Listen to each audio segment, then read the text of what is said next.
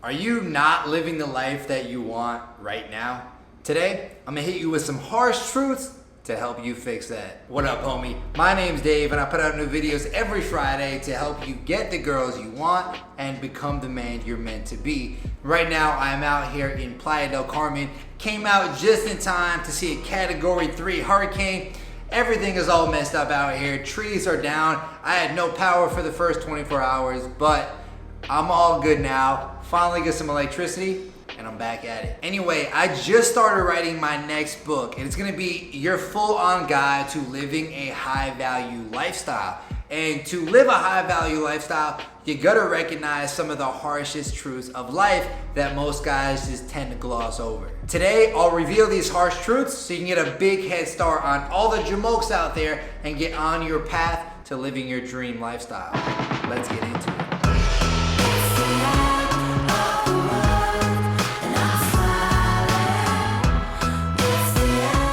Here's a bold prediction for you. College is going to be viewed drastically differently in about 10 to 15 years than it is now. Instead of being seen as the smart choice, it likely might be seen as the dumb choice unless you're trying to go to school to be a doctor, a lawyer, an accountant, an engineer, or something like that. Prices have already ballooned up so much that getting a degree already is not worth it. I'd even go so far as to say that nobody cares about your degree. A lot of people come out of college with the rude awakening that their degree doesn't get them anything better than an entry-level job, sometimes not even that, while they're stooped in student loan debt. And beyond that, the days of the normal office job are coming to an end a lot faster than you think, especially with the explosion of remote workers. Plus, more and more companies are hiring employees who never even went to college. Matter of fact, here's what Laszlo Bach had to say, the head of hiring at Google.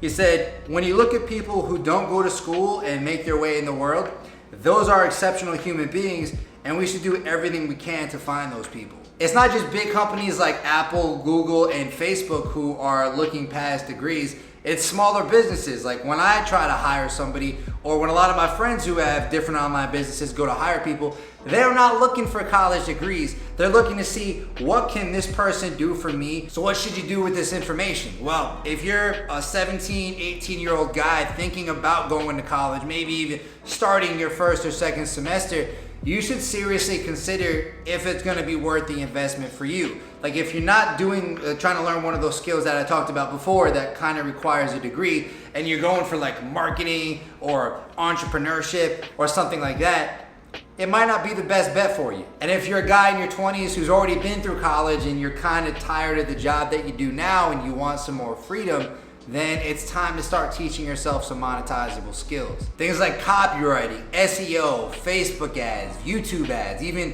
real estate. Like learning something that can actually generate you an income outside of your current job. Because this is where the world is heading, and having these skills is going to make you a valuable asset to a lot of people and a lot of businesses. And in the process of all this, don't let your degree give you an ego. Don't think that because you have an accounting degree, people are gonna care about that if you're trying to apply for a copywriting job. Remove your ego from the equation, be willing to look dumb for a while, and be open to learning and be teachable, and that is what's going to give you a head start over other people. Why can't we be friends?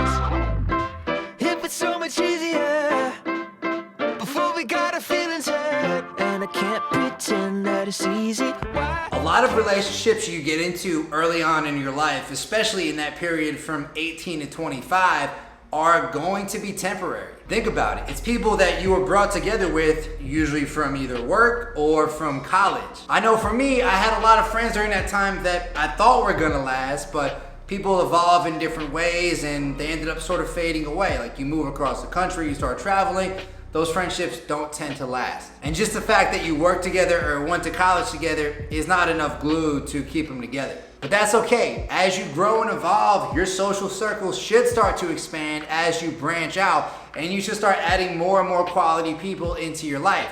Matter of fact, if you're not doing that and you have the same friends that you did, from 18 to 25 as you do from 25 to 30 and beyond, there's probably a problem there. It's a sign that you haven't developed probably as much as you should, and you might even be hanging on to friendships and relationships that you should have let go of a long time ago. Like I said, for me, I lost connection with a lot of those work and college friends, but instead I started connecting more with entrepreneurs who are traveling the world, talking to girls, doing their thing, making money, because I had a lot deeper connections with those guys, and we shared a lot more of the same sort of value system and perspective on life than the people who I was just kind of stuck together with because I worked with them or went to college with them. As you become more open to growing your network, it's gonna help you to grow as a person as well. I'm blessed with a dream. If that's all I got, that's all I need. I'm gonna be wherever I wanna be.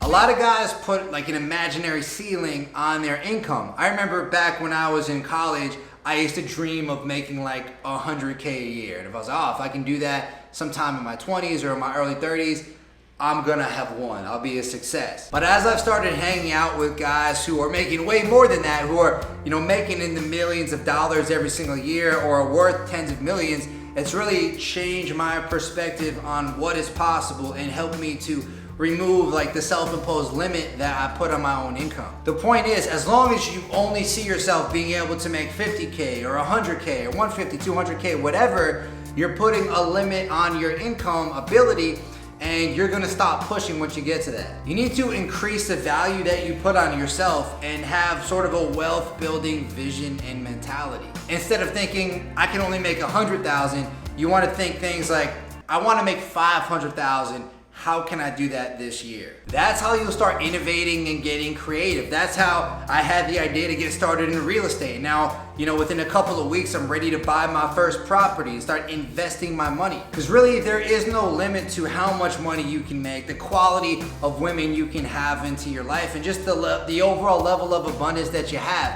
And the more you do limit yourself, the less that you're gonna get. You see, the homies, they see abundance, where the jamokes, they only see the limits. And it's okay to be rich. My mama always told me I was destined for greatness. But my mama also, she told me take care of the kids and everybody around the world that can't fight for it. So I first want to preface this by saying this is not financial advice.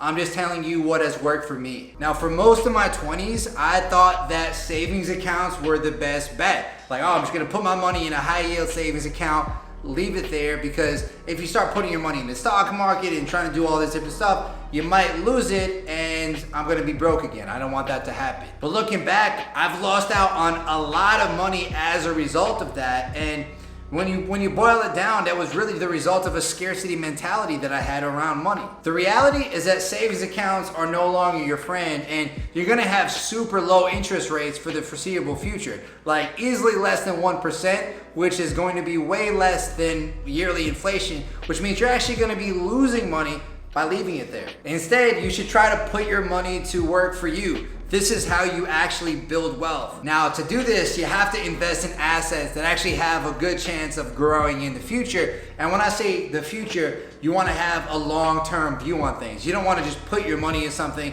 and if it goes down a little bit in 6 months, then you take it out of scarcity. Now, that being said, here's how I split my money up. So first, I have a 6-month emergency fund in a high-yield savings account. And I use Ally Bank, and I think the savings rate is like 0.6% right now. It's awful. But basically, this makes sure that I have money in case everything hits the fan, and I also have some extra cash to invest if I need to. The emergency fund really just provides me with that peace of mind. Then I have a Roth IRA, which I've used to make a contribution throughout most of my 20s. And that's money that I'm not gonna touch until I'm like 60 years old. Then I have 10 to 15% of my money in crypto, so things like Bitcoin and Ethereum. And the reason I have it there is because I'm a big believer in Bitcoin. I think that's gonna be a big part of the future of money. And I'm also okay with losing all of that if it comes to it. Then, like I said, I have a little bit of cash on hand of probably around like 10 to 15%. So that way I can make investments as I see fit and also use some of that for taxes.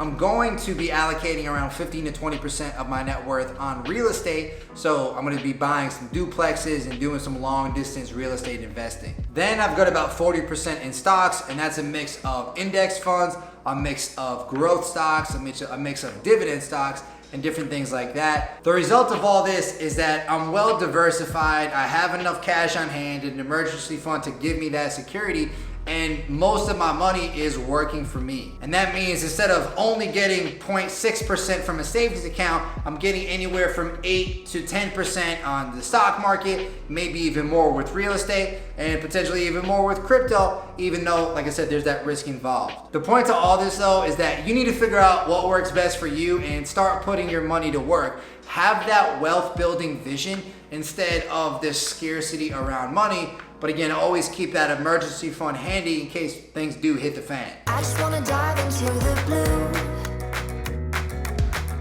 Doesn't really matter what we do.